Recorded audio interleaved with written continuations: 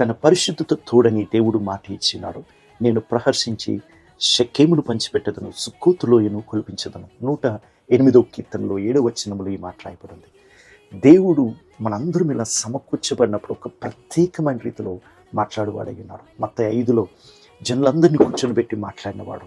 అలాగే యోహాను 8లో ఆయన తెల్లవారుజామున మందిరంలోనికి రాగా ప్రజలను చూసి ఆయన నోరు తెరిచి మాట్లాడినవాడు.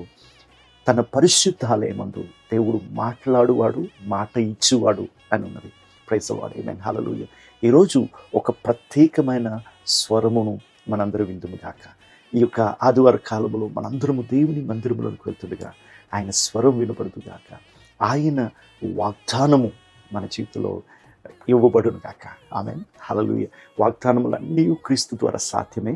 అది ఎలా సాధ్యపరచాడంటే షెకెము నాదే, రైట్. ఈ మాటను సుక్కోతు లోయను కొలిపించదని అంటాడు. సమరయ ప్రాంతాన్ని ఈ యొక్క యాకోబు కొని ఉన్నాడు. అదే ప్రాంతానికి క్రీస్తుని పంపించి ఆ సమరయనంతటిని దేవుడు గెలిచిన వాడై ఉన్నాడు. ప్రతి వాగ్దానం ఆయన ద్వారా మాత్రమే సాధ్యం. కాబట్టి కొలవబడిన వాగ్దానం నీ కొరకు నా కొరకు చేసినాడు. ఆ వాగ్దానాన్ని నెరవేర్చేవాడు, మాట ఇచ్చి మాట నెరవేర్చే దేవుడై ఉన్నాడు. ఆమేన్. కావున మనం వేగురుపడి ఆయన సన్నిధిలోకి వెళ్దాం కాక, ఆయన స్వరం విందాం కాక. ఆమేన్.